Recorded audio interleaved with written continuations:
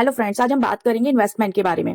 यदि आप e commerce करने का प्लान कर रहे हैं तो आपको क्या बजट की जरूरत होती है, कितनी इन्वेस्टमेंट की जरूरत होती है और ये कहाँ पे कितना खर्चा आता है आपका, आज हम टोटल इसमें आपको बताएंगे।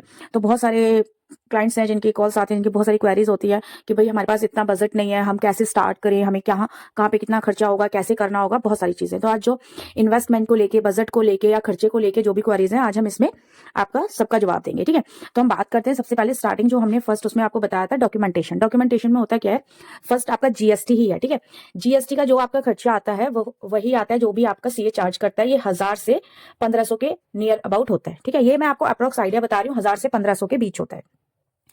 इसके बाद आता है टीएम। टीएम यानी ट्रेडमार्क। ट्रेडमार्क आप जब अप्लाई करते हैं जब आप अपनी कोई ब्रांड रजिस्टर्ड कराते हैं। ठीक है, एक तो होता है कि अभी आप स्टार्टअप कर रहे हैं, आपको ज्यादा नॉलेज नहीं है, कुछ नहीं पता, तो इसकी नीड नहीं है आपको।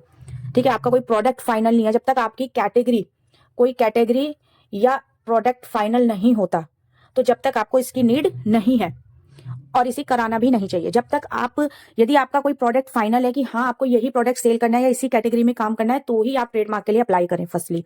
ठीक है, सेकंड जो आपकी इन्वेस्टमेंट होती है, खर्चा कहें, फंड की जरूरत कहें, वो आपको पड़ती है प्रोडक्ट खरीदने में। ठीक है, जो आप प्रोडक्ट बेचेंगे, ऑनलाइन काम करें यानी प्रोडक्ट सेल कर रहे हैं, जो भी आप प्रोडक्ट खरीदते हैं उसके लिए। ठीक है, यानी इसका स्टॉक लेते हैं, स्टॉक खरीदते हैं, इसे इन्वेंट्री भी बोलते हैं, आप इन्वेंट्री करते हैं इसकी। तो आपका जो सेकंड खर्चा आता है वो आता है स्टॉक में। ठीक है, अब वो आप पे डिपेंड करता है कि आप किस स्केल पे उसे बाय कर रहे हैं, कितना आप स्टॉक बाय कर रहे हैं, जितना आपकी पॉकेट अलाउ करती है, जितना आपके पास फंड है। कोई इसमें ऐसी लिमिटेशंस नहीं है कि आपको 10,000 का ही स्टॉक बाय करना है या 1 लाख का बाय करना है। ठीक है, यदि आपकी जेब में यदि 5,000 रुपए भी हैं, आप उसका स्टॉक खरीदिए और अपना बिजनेस स्टार्ट कीजिए। तो इसमें ऐसा कोई वो नहीं है कि आपको इतना पैसा 1 लाख रुपए होगा तो ही आप स्टार्ट करेंगे, 10,000 रुपए होगा तो ही स्टार्ट करेंगे, नहीं। आपके पास 5,000 है, 5,000 का स्टॉक लीजिए, बिजनेस स्टार्ट कीजिए। तो यहाँ बहुत सारे लोगों को यही कंफ्यूजन होती है कि हमें कितना खर्चा करना है, कितना इन्वेस्टमेंट आएगी, कितने हमें फंड्स की नीड होगी, हमारे पास नहीं है। तो यही चीज मैं क्लियर कर रही हूँ। एक आपका जीएसटी का हो गया 1000 से 1500 रुपए, और एक आपका स्टॉक का हो गया। स्टॉक आप अपनी, जो आपकी पॉकेट अलाउ करती है, आप उतना स्टॉक लें। और ये भी जरूरी नहीं है कि आप प्रोडक्ट, जो मल्टीपल प्रोडक्ट्स, आप 10-15 प्रोडक्ट खरीद लें।